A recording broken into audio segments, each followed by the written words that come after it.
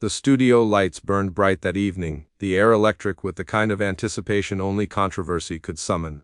Tucker Carlson, host of one of the most watched prime-time talk shows in America, sat behind his desk with the self-assured grin that millions had come to associate with him. Across from him, seated calmly yet radiating unspoken confidence, was Representative Jasmine Crockett, the Congresswoman known for her sharp intellect and unfiltered truth. The audience could already sense the tension before a single word was spoken. The theme music faded, and the room became silent except for the faint hum of the cameras. Carlson leaned forward slightly, a glimmer of amusement in his eyes, the kind of look that often preceded one of his verbal traps. "Congresswoman Crockett," he began, his tone laced with polite sarcasm, "you've been rather vocal about what you call media manipulation. But isn't it ironic that you, a sitting member of Congress, rely on that same media to stay relevant?" Crockett didn't blink. She folded her hands on the table and smiled faintly, the kind of smile that didn't promise warmth but rather precision. "I rely on truth," she replied evenly, "and truth doesn't depend on who has the microphone. It depends on who has the courage to speak it." The audience murmured softly. Tucker's smile faltered just slightly. "Well," he countered, "you speak about truth, yet your party often twists it. Isn't it true that your rhetoric divides Americans instead of uniting them?" There it was, the setup. The classic Carlson pivot. But Crockett was no stranger to media ambushes. She leaned in just enough for the camera to catch the conviction in her eyes.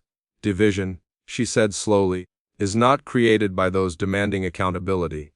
It's created by those terrified of it." The words landed with the precision of a scalpel. Tucker blinked, processing. The audience reacted audibly, a mix of applause and sharp gasps. He tried to recover, chuckling under his breath. "You're saying accountability is what the media lacks. That's rich coming from someone in Washington." Crockett nodded calmly. "Washington has its flaws. But what's dangerous," she said, voice rising slightly, "is when journalists stop asking questions and start shaping narratives. You've turned political commentary into performance art." The atmosphere changed. It was no longer just an interview, it was a collision of philosophies. Tucker straightened his papers, visibly annoyed. "I see," he said curtly. "So, you're accusing me, and by extension, millions of my viewers, of being misled."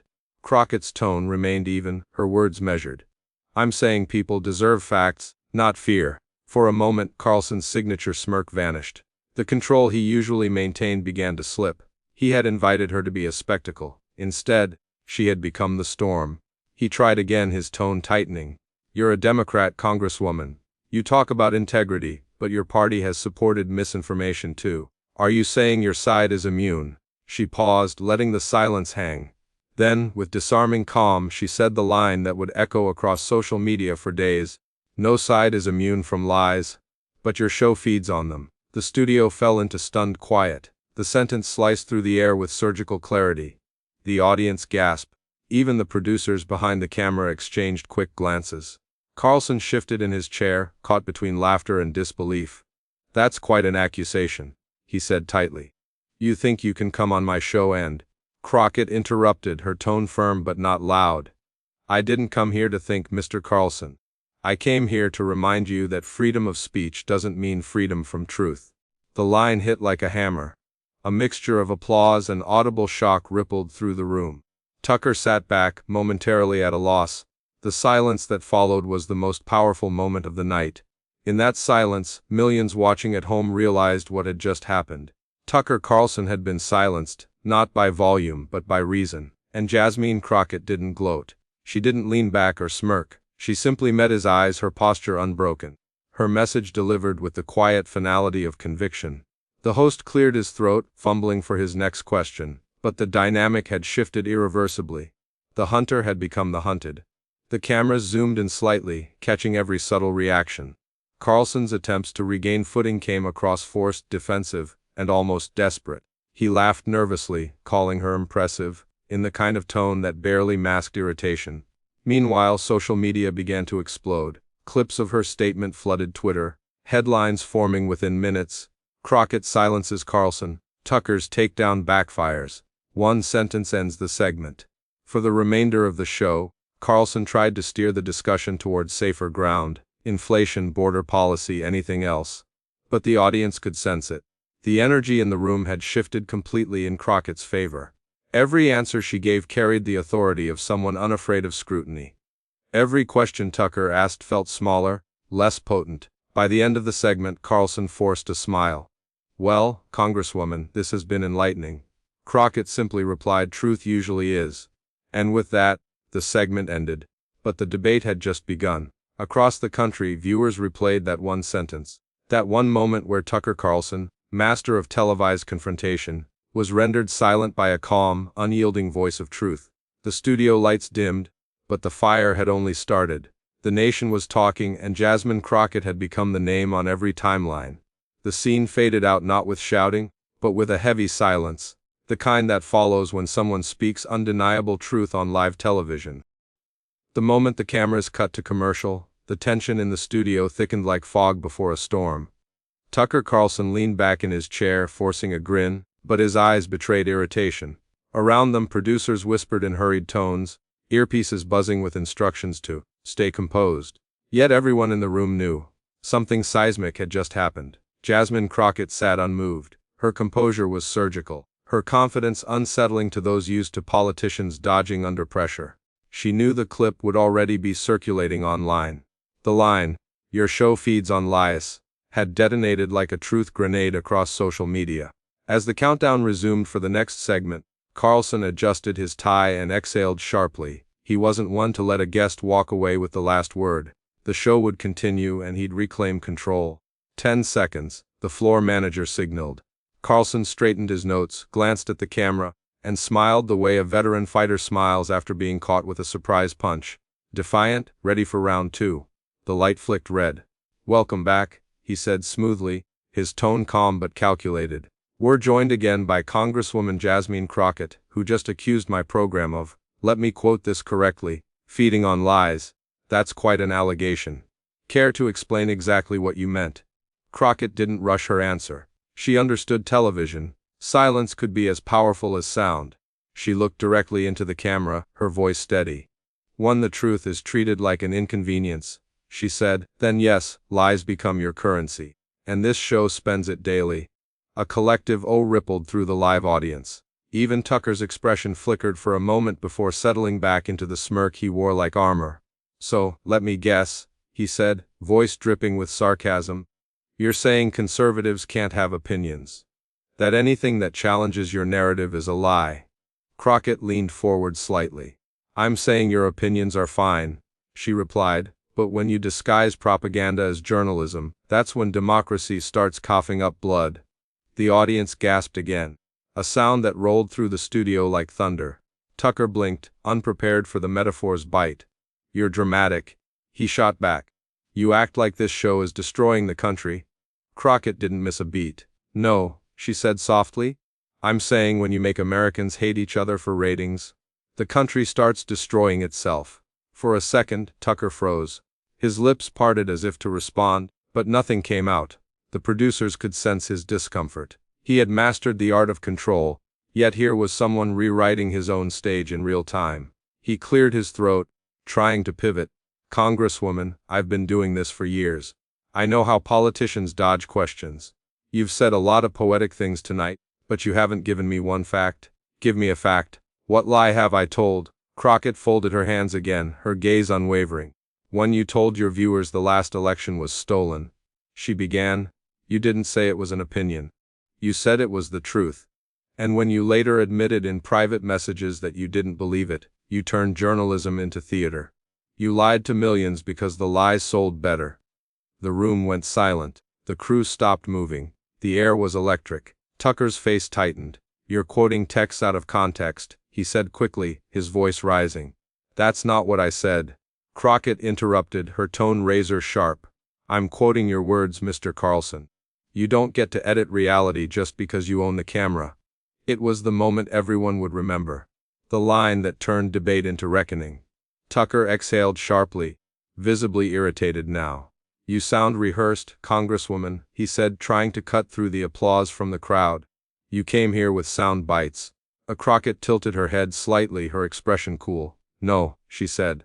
"I came here with receipts." And just like that, she pulled a small folder from her bag, printed screenshots of the very text messages that had been part of public court filings months before. She didn't slam them on the desk. She placed them neatly in front of her, letting the camera catch the Fox News logo in the corner of one of the pages.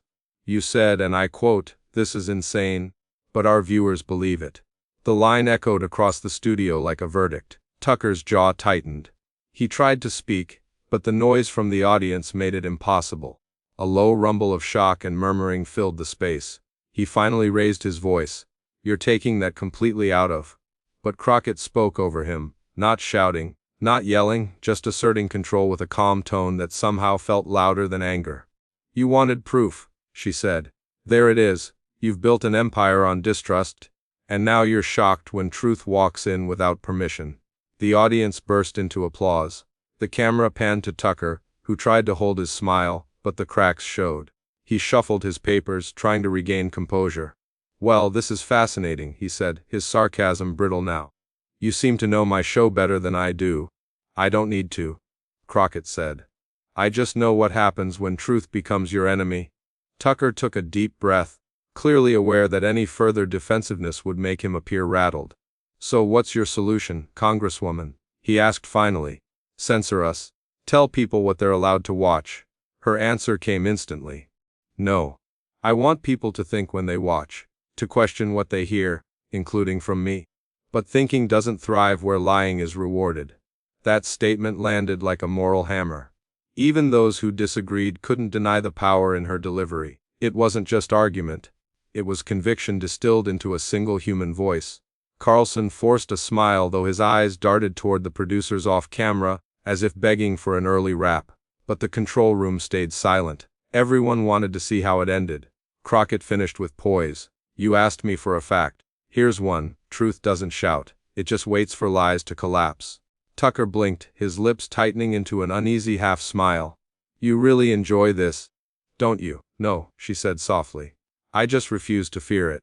The red studio light turned off. Segment 2 was done. The audience erupted in applause, some even standing. When the cameras cut, Carlson turned to her, voice lower, taut with restrained frustration. "You're very good at this," he muttered. Crockett stood, gathering her notes. "No," she replied. "I'm just done watching people confuse loudness with truth." And with that, she walked off the set. The silence that followed wasn't awkward. It was respect wrapped in disbelief. Behind the glass, producers stared at the monitor replaying the clip. They knew what was coming.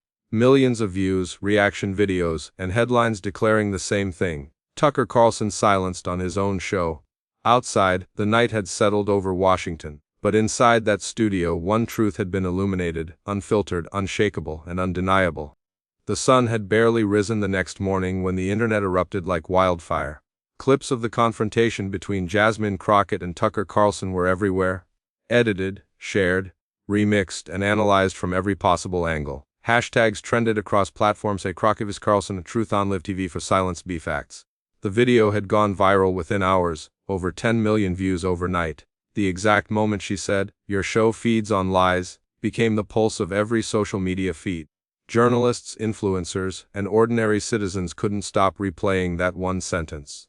That calm, lethal precision that had cut through Tucker's polished media armor. Across cable networks, the segment was replayed with varying spins.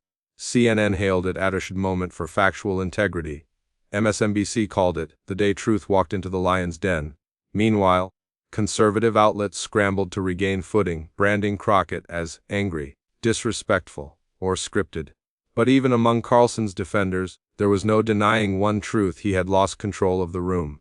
Political podcasts dissected every frame of the exchange. Analysts debated her tone, her strategy, her composure. Some called her performance masterclass restraint. Others argued she had ambushed Tucker with courtroom tactics. But regardless of interpretation, the consensus was clear: Crockett had won. In D.C., the reaction was electric. Lawmakers from both sides whispered about it in corridors. Some Democrats were elated. They finally had someone who didn't just argue, she disarmed. Republicans, meanwhile, privately admitted Carlson's loss of control had been palpable. By midday, Tucker Carlson's team released a statement.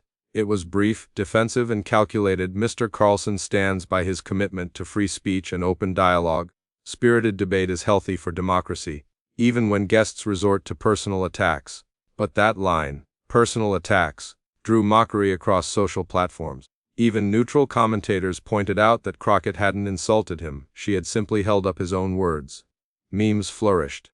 One showed Tucker holding a mirror labeled, "The Truth," flinching away from his reflection. Another captioned a still image of Crockett mid-sentence. She didn't shout. She just ended the script. Meanwhile, on Capitol Hill, journalists cornered Crockett for comment as she exited a committee meeting. She wore her trademark calm expression, a mix of exhaustion and grace. "Congresswoman Crockett," a reporter called out, "your exchange with Tucker Carlson has gone viral. Do you think it'll change anything?" She paused before answering, looking directly into the cluster of microphones. "I don't care about viral moments," she said. "I care about truth being louder than deception. If that changes one conversation in one living room tonight, that's enough." The soundbite traveled almost as fast as the original clip. Commentators praised her restraint, her focus on principle over popularity. She wasn't chasing headlines, but headlines were chasing her. Back in New York at the Fox studios, the mood was grim. Tucker's production team sat in a closed meeting reviewing the footage frame by frame. The producers analyzed where he lost control, why the audience sided with her, and how the optics could be salvaged. One producer broke the silence. "She didn't argue louder," he said. "She argued smarter." Carlson, pacing near the studio desk, stopped abruptly. "You think this is about smarts," he snapped. "It's about theatrics." She rehearsed that line, but deep down even he knew it wasn't rehearsed. Her calmness wasn't the product of a media coach. It was conviction forged from frustration with years of televised distortion. That night, Carlson opened his show with a monologue titled, "The War on Free Thought." The segment attempted to reframe the exchange as an example of political bullying by the left. He painted Crockett as part of a growing movement that wanted to silence dissent. But it didn't land. Viewers had already seen the full clip online. They had seen her poise, her composure, her clarity. Nothing about her delivery felt like bullying. It felt like balance being restored. Even on conservative forums, the response was divided. Some viewers defended Tucker fiercely, calling Crockett manipulator with charm. Others admitted, reluctantly, that she had held her ground better than any liberal guest before. One comment that gained thousands of likes simply read, "She didn't silence him. The truth did." By the weekend, late-night hosts joined the storm. Stephen Colbert replayed the moment to roaring laughter from the crowd. Tucker asked for facts. Colbert joked. And Crockett handed him receipts with his own name on them. Trevor Noah tweeted, "That wasn't a debate. That was a public service announcement with a live audience." But behind the humor, there was seriousness. Commentators across the spectrum began asking a bigger question. Had political media gone too far into performance? In a segment on NPR, a media ethics professor summarized it perfectly. Crockett didn't just win an argument. She exposed how much of our political conversation has become theater. And she did it on the biggest stage possible, Lev TV. Meanwhile, back in Crockett's district office in Texas, her staff struggled to keep up with the flood of calls and emails. Supporters thanked her for speaking what everyone was afraid to say. Young viewers wrote to say they felt seen for the first time. One email stood out, from a retired teacher who wrote, "I stopped watching political shows years ago because they made me feel hopeless. Last night, for the first time in a long time, I felt proud to see someone demand truth, not as a weapon, but as a right." Crockett reportedly read that email twice before setting her phone down in silence. But the storm was far from over. Political strategists began debating the long-term implications. Was this the start of a new generation of truth-based politics, or just another viral moment that would fade in days? In private Republican circles, Carlson's stumble became a cautionary tale. "Don't invite Crockett unless you're ready to lose control," one producer joked. But the message beneath the laughter was serious. Her poise had changed the calculus of televised debate. The formula no longer worked against her kind of precision. By Sunday evening, polls surfaced showing a sudden spike in Crockett's favorability ratings nationwide. Young voters, particularly Gen Z and millennials, cited her as the most authentic political voice of the moment. Cable news networks began courting her for more appearances. Late-night shows sent invitations, but Crockett turned most of them down, issuing a short statement through her communications director. "I don't chase cameras. I chase accountability." It was the kind of line that added fuel to her legend. By Monday morning, even neutral publications like The Atlantic and Politico ran feature articles dissecting her rhetorical power. One headline summed it up succinctly: Crockett didn't outtalk Tucker, she outclassed him. For the first time in years, Americans from across the spectrum were talking, not shouting, not debating, talking about truth, media responsibility, and accountability. It wasn't about left or right anymore. It was about what happened when a truth unfiltered by fear met a system built on outrage. In living rooms, on phones, in cafes, one sentence kept echoing: when you disguise propaganda as journalism, that's when democracy starts coughing up blood. It was harsh, it was real, and it refused to fade. Tucker Carlson had intended to challenge her.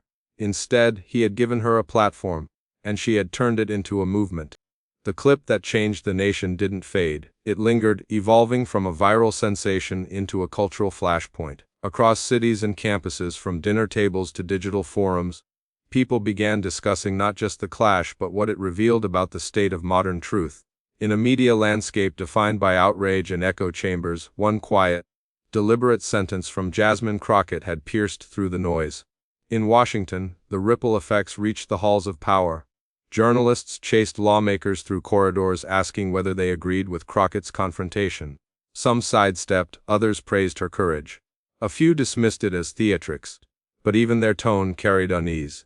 The debate had drawn blood, not politically, but philosophically. It forced an uncomfortable question into the center of public life: when did entertainment replace enlightenment? Tucker Carlson, despite the backlash, wasn't silent for long. The following week, he returned to his show with a special episode, filmed against a darker backdrop. His monologue was slower, more controlled, yet every word carried an undercurrent of frustration. He spoke about media persecution, about the weaponization of narrative, and about the illusion of moral superiority. His fans cheered, his critics mocked, but the shadow of that encounter still hung behind every syllable. Meanwhile, Crockett moved differently. She declined most interviews, rarely commented on the viral moment, and avoided rehashing the debate. But her silence spoke louder than any press release. She wasn't chasing clout. She had delivered her truth and stepped back, allowing it to travel on its own. Students quoted her in debates. Activists printed her line on posters. Late-night comedians turned it into punchlines, while scholars turned it into lectures. One truth walks in without permission, she had said, and now, that truth was walking through the veins of the nation. At universities, journalism professors used the clip as a teaching tool.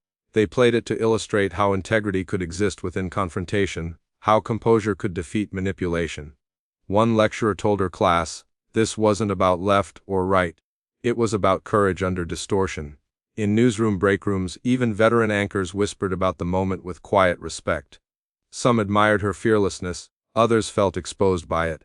She reminded us what we used to do, one old reporter said: ask questions, not just perform answers. Political strategists, ever focused on optics, studied the exchange with forensic intensity. They noted how Crockett had used pauses as weapons, truth as armor, and calm as dominance. They realized she hadn't played defense at all. She had redefined offense. From that night onward, candidates across the country began training to emulate her composure: steady, factual, emotionally grounded. The Crockett method, they called it, behind closed doors, the art of dismantling chaos with poise. Carlson's team, still reeling, shifted tactics. They began pre-screening guests more aggressively, avoiding live segments that might spiral out of control. But no matter how they adjusted, the public's memory was fixed. The moment had become a symbol, not of humiliation, but of confrontation finally meeting consequence. In the weeks that followed, small but meaningful tremors began to show in public trust surveys. Younger viewers, once cynical about politics and media, reported feeling a new sense of clarity. Older viewers described a cautious re-engagement with political dialogue. For the first time in years, truth itself had become a trending topic, not as a buzzword, but as a challenge. Commentators tried to frame the moment's meaning, but none captured it as well as one columnist who wrote, "It wasn't that Crockett silenced Tucker. She reminded him that the truth doesn't need a microphone. It only needs a moment of courage." Behind the scenes, Crockett's staff watched the transformation unfold. She refused to gloat, reminding them daily that one clip doesn't change a country, consistency does. Her focus remained on legislation, community work, and reform. But everywhere she went, people mentioned the interview. Strangers approached her in airports to thank her for saying what everyone feels but no one dares to say. The debate had not only shaken the media world, it had redefined her identity. No longer just a fiery congresswoman or a sharp legal mind, Jasmine Crockett had become something larger, a voice of accountability that couldn't be muted. Tucker Carlson, for his part, carried on. His show continued to attract millions, but the energy felt different. Each time a guest challenged him, social media flashed back to the night he had been outmaneuvered. Even his supporters knew that, in that one exchange, his aura of invincibility had cracked. Months passed, the frenzy cooled, but the impact deepened. Think tanks began hosting panels titled, "The Crockett Effect: When Facts Confront Performance." Universities offered seminars on ethics in media dialogue. Hashtags like #ByTruthMatters and #FAskNoTac trended periodically whenever another televised confrontation echoed her tone. Eventually, one quiet evening, during a town hall meeting in her home district, a young voter stood up and asked Crockett, "Do you think that debate changed anything?" She paused for a long time before answering. "Change doesn't happen in a night," she said. "But sometimes, a night reminds us we still can." The room fell silent. People nodded. Some even clapped softly, not for the politics, but for the weight of the sentiment. She looked out at the faces before her. Teachers, students, workers, parents, all living inside a media world that had long made truth seem unattainable. "I wasn't trying to silence anyone," she continued. "I was trying to remind us that truth doesn't need to shout. It just needs to be heard." Her words were simple, but they carried the same quiet power that had defined her debate with Tucker. No anger, no gloating, just that steady voice that refused to bend under distortion. By the time she left the stage, reporters were already filing stories about Crockett's calm revolution. Commentators compared her influence to that of past truth tellers who changed public discourse not through volume, but through clarity. Somewhere in a newsroom in New York, a producer rewatched the clip again, this time without bias or strategy, just observation. He realized what had made it different. Carlson had been performing. Crockett had been present. That was the shift. Authenticity had beaten performance. Truth had outlasted spectacle. The confrontation between Jasmine Crockett and Tucker Carlson would go down not as a victory or a defeat, but as a reminder: when honesty walks into a room built on illusion, silence becomes the loudest sound of all. And in that silence, the world remembered what truth looked like: calm, unshakable, and completely unafraid.